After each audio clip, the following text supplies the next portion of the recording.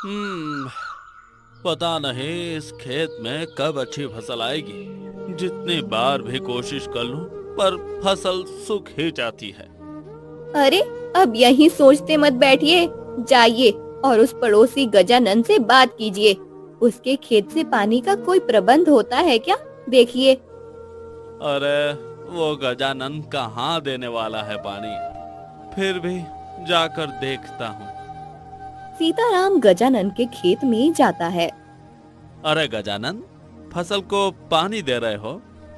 हाँ, धूप बढ़ गए है ना। इस समय खेत में 2 बार पानी देना जरूरी है। हाँ, तुम्हारी बात भी सही है।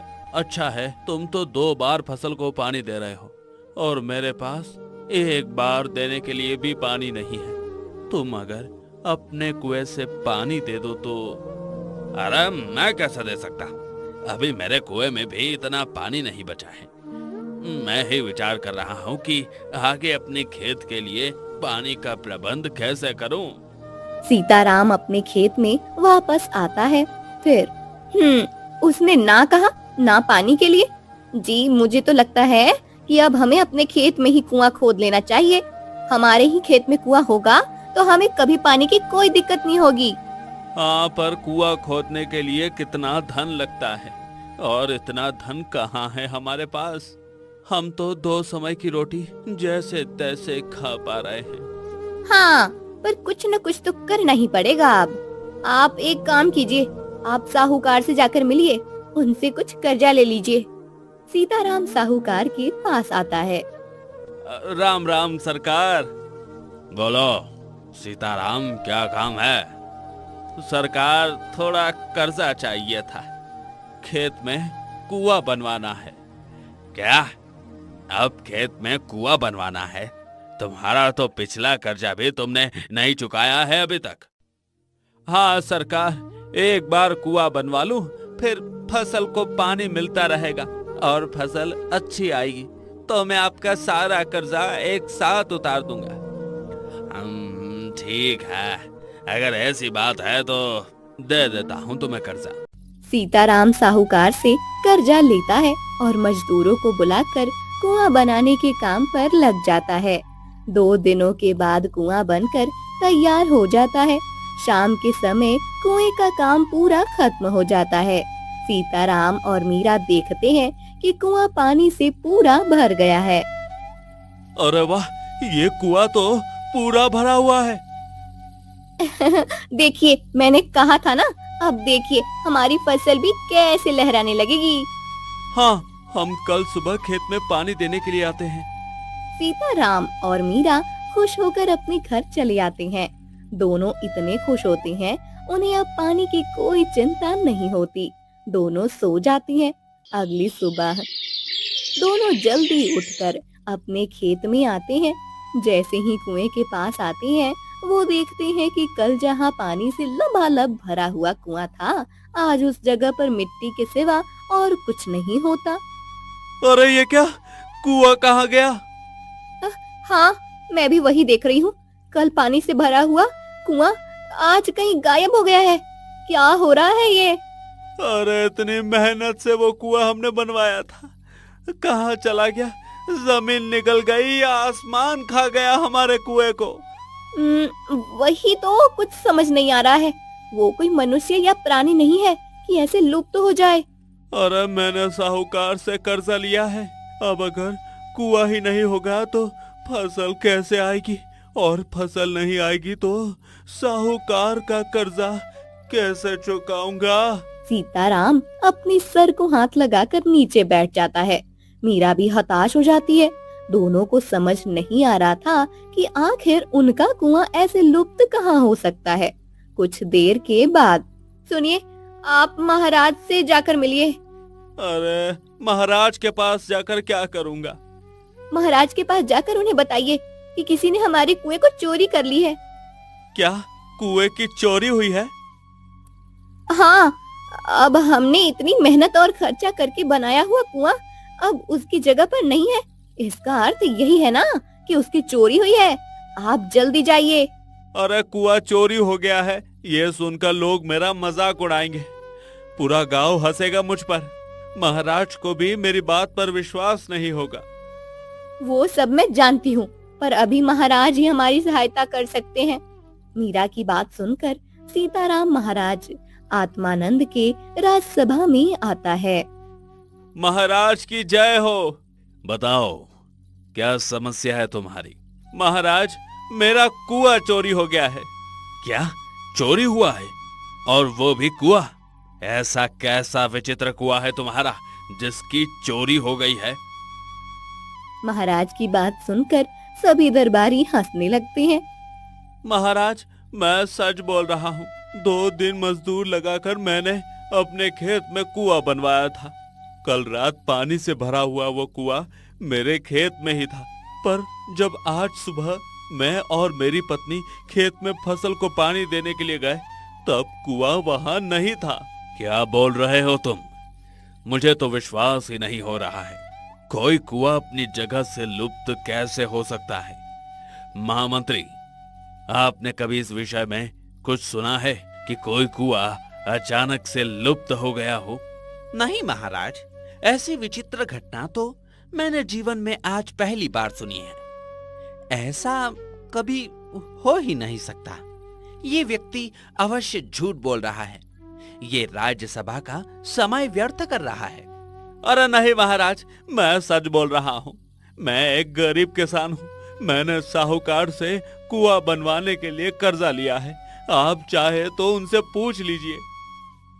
महाराज महामंत्री को आदेश देते हैं और साहूकार को राज्यसभा में बुलाया जाता है।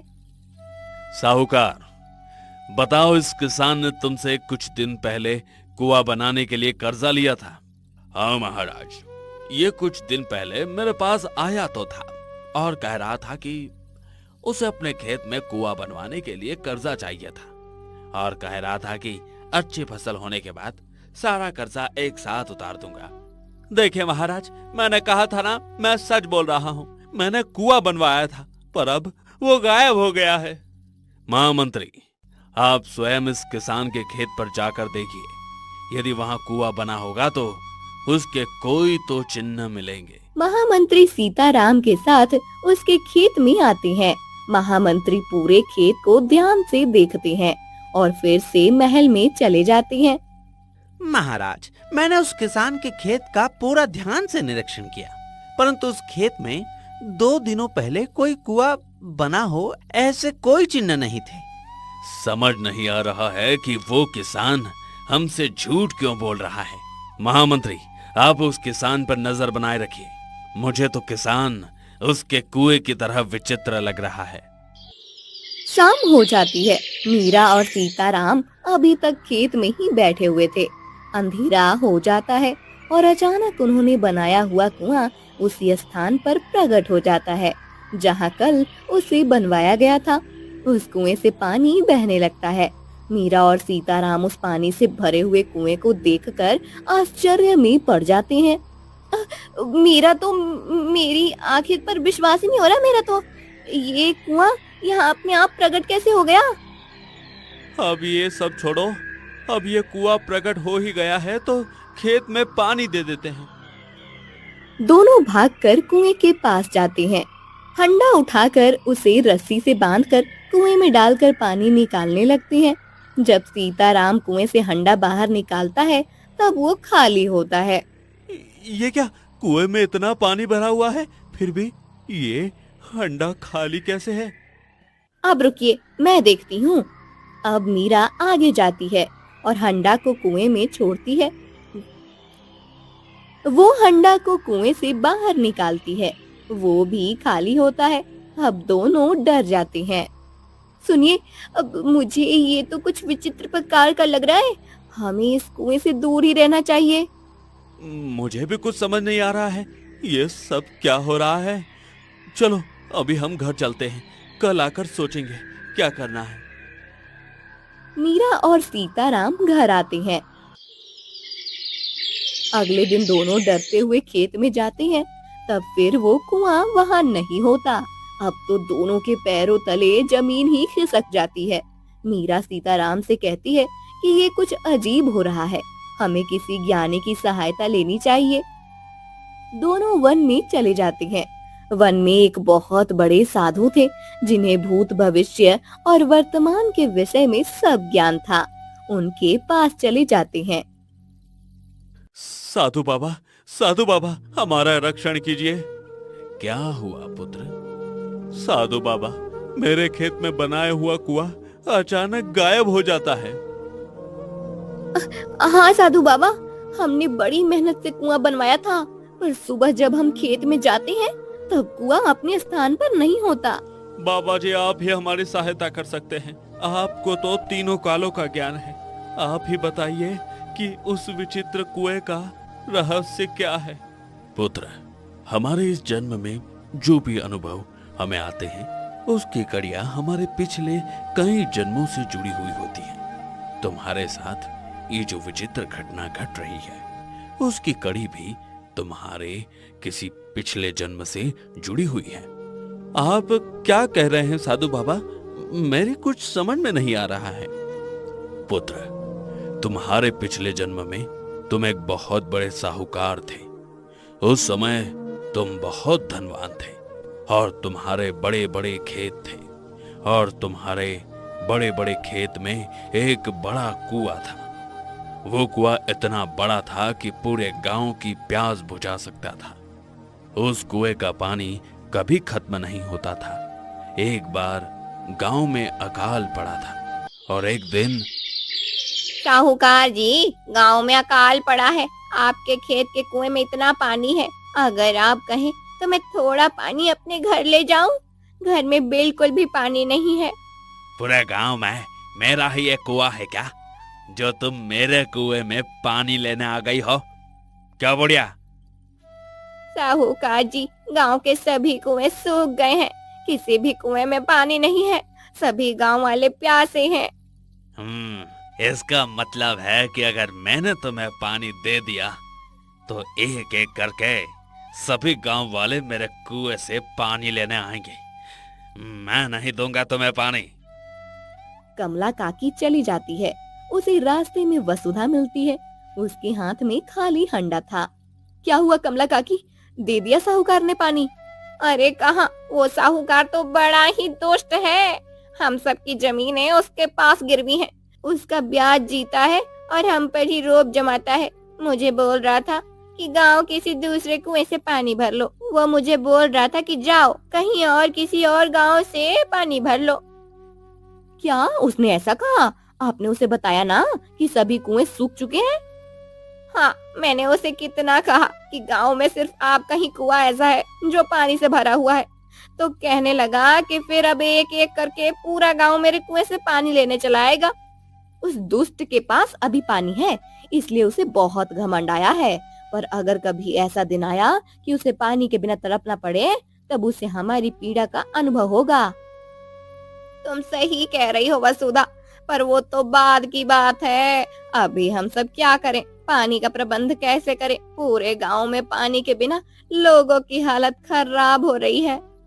हाँ, अरे मैंने तो सुना है कि कुछ लोग ये गांव छोड़कर कहीं और जाकर बसने का विचार कर रहे हैं। अब सबके पास दूसरा कोई रास्ता नहीं तो नहीं है। अब अगर जैसे ही पानी का प्रबंध नहीं हुआ तो हमें ये गांव छोड़कर जाना ही पड़ेगा। कब तक हम पानी की प्रतीक्षा में यहाँ रह सकते हैं? ऐसे ही कुछ और गांव वाले साहूकार करोड़ी मल के पास आते हैं और पानी मांगते हैं, पर साहूकार करोड़ी मल किसी को पानी नहीं देता। गांव वालों के जानवर पानी के बिना तड़पने लगते हैं और कुछ की मृत्यु हो जाती है। फिर सभी गांव वाले अपनी जान बचाने के लिए गांव छोड़कर पानी की तलाश में निकल जाते हैं। सभी अपने कपड़ों की पोटलियां लेकर वन के मार्ग से जा रहे होते हैं। तभी उन्हें एक शिकारी बबूली मिलता है। अब इतने सब लोग एक साथ कहाँ जा रहे हैं? बेटा, हमारे गांव में अकाल पड़ा है। एक बूंद भी पानी नहीं है किसी के पास। हम सब पानी की तलाश में गांव छोड़कर जा रहे हैं। अब जहां पानी का प्रबंध हुआ है वहीं हम अपना नया गांव बसा लेंगे। अच्छा, मैं आपकी सहायता कर सकता हूँ। इस वन के उस पार एक नदी है। उस नदी में पूरे साल पानी रहता है। आप सब उस नदी के पास रहने जा सकते हैं। ये तो बहुत अच्छी बात है बेटा, पर इस वन के नदी है तो कहीं हमें किसी जंगली जानवर से संकट भी हो सकता है। नहीं काकी, मेरे होते हुए आप सभी इस वन में सुरक्षित हैं। कोई भी प्राणी आपको कोई संकट नहीं देगा। बबलू भैया, आप इतने विश्वास से कैसे कह सकते हैं? मैं बचपन से ही इसी वन में रहता हूँ बहन। मैं इस वन के सभी प्राणियों को पहचानता हूँ। ये प्राणी कभी भी बिना किसी कारण के किसी पर आक्रमण नहीं करते। ये वन उनका घर है। अगर हम अपनी मर्यादा में रहें तो वे भी अपनी मर्यादा नहीं छोड़ते हैं। आप निश्चिंत हो जाइए। इतने सालों से यहाँ रहने के कारण से मैं यहाँ के पक्षी और प्राणियों की भाषा भी समझने लगा हूँ। सभी गांव वाले बबलू शिकारी के पीछे चलने लगते हैं। सभी उस नदी के पास आकर रुकते हैं। गांव वाले नदी को देखकर भागकर नदी के पास जाते हैं और पानी पीने लगते हैं। सभी गांव वाले पानी पीकर तृप्त हो जाते हैं और बबलू शिकारी को धन्यवाद देने लगते हैं। बबलू शिकारी उन सब का रक्षण करने के लिए उनके साथ ही रहने लगता है। तुम्हें तुम्हारे पूर्व जन्म में सभी गांव वालों के श्राप लगे हैं। तुमने तुम्हारे पास इतना पानी होते हुए भी उनकी सहायता नहीं की, इसलिए ईश्वर ने भी तुम्हें दंड दिया और इस जन्म में तुम एक गरीब किसान बनकर जन्मे हो। साधु बाबा, मेरे पूर्व जन्म में मुझसे बहुत बड़ा पाप हो गया है, पर अब मैं उसका समाधान कैसे करूं? तुम तुम्हारे महाराज के पास जाओ। महाराज ने पूर्व जन्म में बहुत पुण्य का काम किया है। तुम्हारे महाराज आत्मानंद वही बबलू शिकारी हैं जिन्होंने सभी गांव वालों को पानी तक पहुंचाया था। तुम महाराज को ये सब बताओ, फिर महाराज को कुएं से पानी निकालने को कहो। जब महाराज उस कुएं को स्पर्श करेंगे तो वो कुआं हमेशा के लिए उसी स्थान पर स्थित हो जाएगा। महाराज के पुण्यवान हाथ जब उस कुएं को स्पर्श करेंगे तब उसका पानी हंडे में आएगा। सीताराम और मीरा साधु बाबा को प्रणाम करके महाराज के पास आते हैं। सीताराम महाराज को साधु बाबा के बताई हुई पूरी बात बता देता है। ये तुम क्या बोल रहे हो किसान? तुम अब महाराज को तुम्हारे कुएं का पानी निकालने को कह रहे हो? नहीं मंत्री जी, मैंने नहीं, साधु बाबा ने कहा है। आप चाहे तो साधु बाबा को भी बुला लीजिए। महामंत्री जी, साधु बाबा ने यदि ऐसा कहा तो हमें उनके आदेश का पालन करना चाहिए। चलिए। सभी सीताराम के खेत में आते हैं। महामंत्री साधु बाबा को भी लेकर आते हैं। महाराज आत्मानंद के खेत में आते ही वो कुआं वहां फिर से प्रकट हो जाता है। महाराज उस कुएं के पास जाकर उसे स्पर्श करते हैं और कुएं में हंडा डालते हैं। जब महाराज हंडा को बाहर निकालते हैं तब वो पानी से भरी हुई होती है। अरे ये तो चमत्कार हो गया साधु बाबा, हंडा पूरा भर गया है। जो हंडा मेरी और मेरी पत्नी ने कुएं से निकाला तब खाली था, उसमें एक बूंद भी पानी नहीं था। मैंने तुमसे कहा था पुत्र कि तुम्हारे महाराज के हाथ पुण्यवान है। अब इस कुएं का पानी कभी खत्म नहीं होगा। महाराज, आप सबसे पहले सभी गांव वालों को ये पानी दे दीजिए। सीताराम, जब हर एक गांव वाला पानी भर ले उसके बाद तुम अपने लिए पानी ले सकते हो। महाराज आत्मानंद एक एक हंडा पानी सभी गांव वालों को देते हैं। उसके बाद महाराज एक हंडा पानी सीताराम की फसल पर डालते हैं। फिर सीताराम कुएं में हंडा छोड़ता है और इस बार वो पानी से भरा हुआ होता है। सीताराम को बहुत खुशी होती है। महाराज, चमत्कार हो गया, मेरा हंडा पानी से भर गया है। पुत्र, ये चमत्कार नहीं, आज तुम्हारे पिछले जन्मों के पापों का नाश हो गया है और गांव वालों से मिले हुए श्रापों का समाधान हो गया है। इसलिए अब यह कुआं हमेशा पानी से भरा हुआ रहेगा। परंतु एक बात हमेशा याद रखना, जो कोई भी जिसे तुम्हारी सहायता की आवश्यकता हो, जिसे तुम्हारे कुएं के पानी की जरूरत हो, उसे तुम पानी के लिए कभी ना नहीं कहोगे। नहीं साधु बाबा, जो अपराध मैंने अपने पूर्व जन्म में किया था वो मैं इस जन्म में नहीं करूंगा। सीताराम का कुआं पानी से भरा रहने लगता है। इस बार उसकी फसल भी अच्छी आती है। महाराज की पुण्याई और साधु बाबा के आशीर्वाद से सीताराम साहूकार का सारा कर्जा लौटा देता है और अपनी पत्नी के साथ खुशी से रहने लगता है। मस्त कहानियाँ। सुबह का समय था। अभी अभी सूरज उगा था और सूरज की सुनहरी किरणें पूरे गांव पर फैलने लगी थी। शशि अपने खेत में आ रहा था। इस बार उसकी फसल बहुत अच्छी आई थी। उसका हरा भरा खेत लहलहा रहा था। रास्ते में उसे उसका पड़ोसी माधव मिलता है। अरे शशि, इतनी सुबह सुबह कहाँ जा रहे हो? खेत में जा रहा हूँ माधव। इतनी सुबह खेत में जा रहे हो? हाँ, इस बार फसल बहुत अच्छी आई है। सोच रहा हूँ कि 2-3 दिन में अनाज के दाने निकाल लूं, फिर उन्हें बेच दूंगा। हाँ, इस बार तो गांव के सभी किसान बहुत खुश हैं। सबकी अच्छी फसल आई है। ऐसे हरे भरे खेत देखकर सच में बहुत अच्छा लगता है। हाँ, ये खेत तो हम किसानों के लिए अपने बच्चे की तरह होते हैं। इन्हें हम अपने खून पसीने से सींचते हैं और फिर कुछ महीने के बाद अगर ऐसी फसल आए तो इतनी खुशी होती है कि उसे शब्दों में बताना कठिन हो जाता है। हाँ, चलो आज मुझे थोड़ा समय है, मैं तुम्हारी सहायता कर देता हूँ। शशि और माधव दोनों शशि के खेत में आते हैं।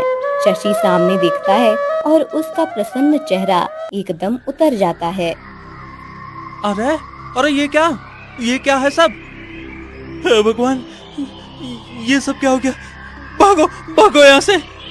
शशि के खेत में अचानक बहुत सारे कौवे आकर उसके अनाज के दाने खा रहे थे।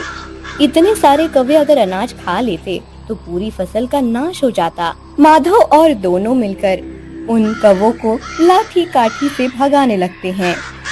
माधव, जरा संभल कर, लाठी कहीं फसल पर न गिरे, सारे दाने नीचे गिर जाएंगे। हाँ शशि, पर इन कौवों का कुछ करना तो पड़ेगा। ये भी भाग जाएंगे पर थोड़ी देर बाद फिर वापस आ जाएंगे। हाँ, तुम सही कह रहे हो। मैं काम करता हूँ, घर जाकर एक जाल लेकर आता हूँ। उस जाल को यहाँ रखता हूँ, फिर कौवे फसल खाने आएंगे और इस जाल में फंस जाएंगे। हाँ हाँ, तुम जाओ, मैं रुकता हूँ यहाँ कौवों पर नजर रखने के लिए। शशि जाल लेने घर जाता है। माधव वहीं बैठकर कौवों को भगाने लगता है। कुछ देर के बाद शशि जाल लेकर आता है और खेत में बिछा देता है। फिर चलो, अब कौवे आ भी गए तो इस जाल में फंस जाएंगे। हाँ, अब हमें इन पर नजर रखने की आवश्यकता नहीं है। चलो, हम कुछ और काम कर लेते हैं। माधव और शशि दोनों दूसरे काम करने चले जाते हैं। कुछ देर के बाद शशि अकेला खेत में वापस आता है। अच्छा मजा चखा दिया उन कौवों को, अब फंसे होंगे जाल में। अभी जाकर देखता हूँ। अब उस जाल को कुत्तों के सामने रख देता हूँ। कुत्ते उन कौवे को मार देंगे, फिर वो गांव में किसी भी फसल को नुकसान नहीं पहुंचा पाएंगे। ऐसा विचार करते हुए शशि उस जाल के पास जाता है और देखता है वो वहाँ एक कबूतरी जाल में फंसी हुई होती है। उसके पैर में जाल फंसने की वजह से उसके पैर पर घाव हो गया था। मुझे बचाओ, मैं गलती से इस जाल में फंस गई हूँ। मैंने तुम्हारे फसल को नुकसान नहीं पहुँचाया है। तुम चिंता मत करो कबूतरी, मैं तुम्हें इस जाल से निकालता हूँ। ये जाल तो मैंने उन कौवों के लिए बिछाया था, पर दुर्भाग्यवश तुम इसमें फंस गई हो। रुको, मैं अभी तुम्हें मुक्त करता हूँ। शशि उस कबूतर को जाल से छुड़ाता है। वो उसे घर ले जाता है और उसके घाव पर लेप लगाता है। फिर मैं एक बात समझ नहीं पाया कि तुम हम मनुष्य जैसी बात कैसे कर सकती हो। ठीक है, तुम अब ये चावल के दाने खा लो, मैं खेत में जाकर काम करता हूँ। शशि कबूतर को अनाज के दाने देकर खेत में काम करने चला जाता है। रात को वो घर आकर सो जाता है। सुबह जब वो उठता है तब उसके बिस्तर पे सोने के सिक्के पड़े होते हैं। अरे ये क्या? ये सोने के सिक्के कहाँ से आए यहाँ? ये मैंने तुम्हें दिए हैं। तुमने? पर तुम्हारे पास ये सोने के सिक्के कहाँ से आए? वो सब तुम्हें बाद में पता चल जाएगा। तुम तो अब केवल इस बात से प्रसन्न हो जाओ कि तुम्हें रोज ये सोने के सिक्के मिलेंगे। वो कैसे? मैंने कहा ना कि तुम्हें बाद में पता चलेगा। अब तुम जाओ और अपने खेत के काम निपटाओ। आज तुम्हें फसल काटनी है ना। शशि अपने खेत में चला जाता है। 2-3 दिनों में शशि सारी फसल काट लेता है। अनाज के दानों को बोरियों में भरकर शशि आराम करने लगता है। कुछ देर के बाद माधव बैलगाड़ी लेकर आता है। चलो भाई शशि, इस अनाज की बोरियों को घर में रख देना है ना। देखो मैं बैलगाड़ी लेकर आया हूँ। हाँ चलो भाई, अभी इन्हें घर में रखते हैं, जाकर बाजार में बेच देते हैं। पर क्या इतने सारे बोरियों को घर में रखना सुरक्षित होगा? हाँ होगा ना, क्यों नहीं होगा। हम तो हमेशा अपने घर में रखते हैं सारा अनाज। तुम्हारी बात सच है, पर मैंने सुना है कि दूर किसी गांव में कुछ डाकू आसपास के गांवों में घूम रहे हैं। उनके गांव में अकाल पड़ा है, इसलिए वहां फसल नहीं उगती। सुना है कि वो डाकू हम जैसे किसानों का अनाज चुराकर ले जाते हैं और अपने गांव वालों को देते हैं। अच्छा, अगर ऐसा है तो हम कल के कल ही ये सब अनाज बेचने चले जाएंगे। अभी तो इसे घर में ही रखना पड़ेगा। माधव और शशि अनाज को बोरियों के बैलगाड़ी पर रख देते हैं और फिर घर आ जाते हैं। शशि रोज की तरह कबूतरी को चावल के दाने खिलाता है और सो जाता है। रात को जब शशि गहरी नींद में होता है, तब एक डाकू शशि के घर में आता है। सोते हुए शशि को देखकर, अच्छा हुआ ये घोड़े बेच कर सो रहा है। अब इन बोरियों को ले जाने में मुझे आसानी हो गई। चलो अब एक एक करके बोरी लेकर बाहर जाता हूँ। डाकू अनाज की बोरी उठाता है, तभी कबूतरी उसकी आवाज से बाहर आती है। अरे ये कबूतरी कहाँ से आ गई? हाँ लगता है इसने पाला होगा इस कबूतरी को। चलो ये मेरा क्या ही बिगाड़ लेगी। डाकू उस बोरी को उठाने लगता है, तभी कबूतरी जोर जोर से चिल्लाने लगती है। शशि उठो, वो देखो डाकू अनाज चुरा कर जा रहा है। शशि उठो जल्दी। कबूतर को इतनी जोर से चिल्लाते हुए देख डाकू हक्का बक्का रह जाता है। तभी शशि कबूतरी की आवाज सुनकर बाहर आता है। वो डाकू को देखता है और अरे ये क्या, डाकू आ गया। अच्छा तो तुम्हें पता ही था कि मेरे पास अनाज है। रुको अभी तुम्हें मजा चखाता हूँ। शशि वहीं पड़ी छड़ी उठाता है और डाकू को पीटने आगे आता है। दोनों की हाथापाई होती है। तब डाकू अपने कमर से बांधा हुआ चाकू निकालता है और शशि पर वार करने ही वाला होता है कि तभी कबूतरी डाकू के पास आकर उसकी आंखों में अपनी चोंच से मारने लगती है।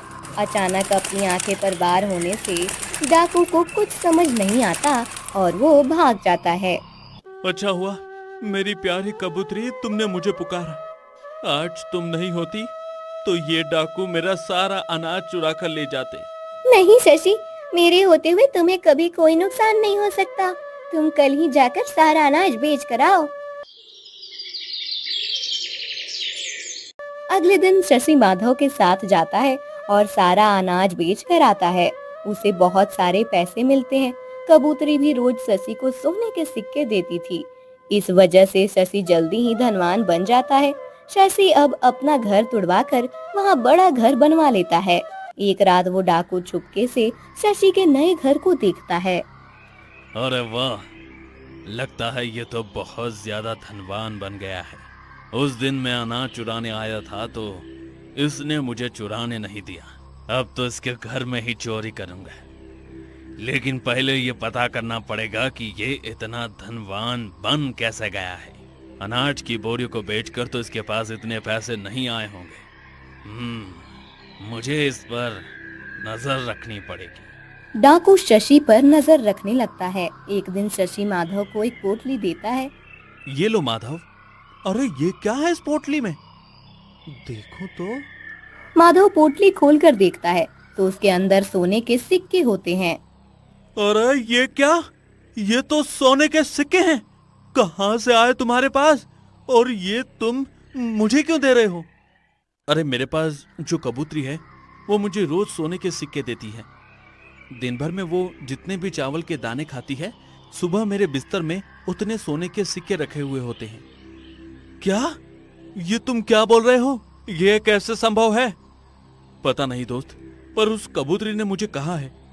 वो कबूतरी सामान्य नहीं है, वो तो हमारी भाषा में बात भी करती है। ऐसी रहस्यमय कबूतरी तो मैंने पहले कभी न सुनी। पर तुम ये सिक्के मुझे क्यों दे रहे हो? तुमने आज तक मेरी बहुत सहायता की है। अब मैं धनवान बन गया हूँ और मैं चाहता हूँ कि मेरा दोस्त भी मेरी तरह धनवान बने। मुझे तो कबूतरी से रोज सोने के सिक्के मिलेंगे। मेरे पास तो सब कुछ है, इसलिए मैंने विचार किया कि तुम्हें थोड़ा धन दे दूं। उन दोनों की बातें उनके पीछे एक पेड़ के पीछे खड़े रहकर डाकू सुन लेता है। फिर अच्छा, तो ये बात है। उस कबूतरी के कारण ये किसान इतना धनवान बन रहा है। फिर तो मुझे इसके घर में चोरी नहीं करनी चाहिए। मैं तो उस कबूतरी को ही चुरा कर ले जाता हूँ। मुझे भी अब सोने के सिक्के ही चाहिए। शशि खेत में होता है। ये देखकर डाकू उसके घर चला जाता है। शाम को जब शशि घर आता है तब देखता है कि कबूतरी घर में नहीं है।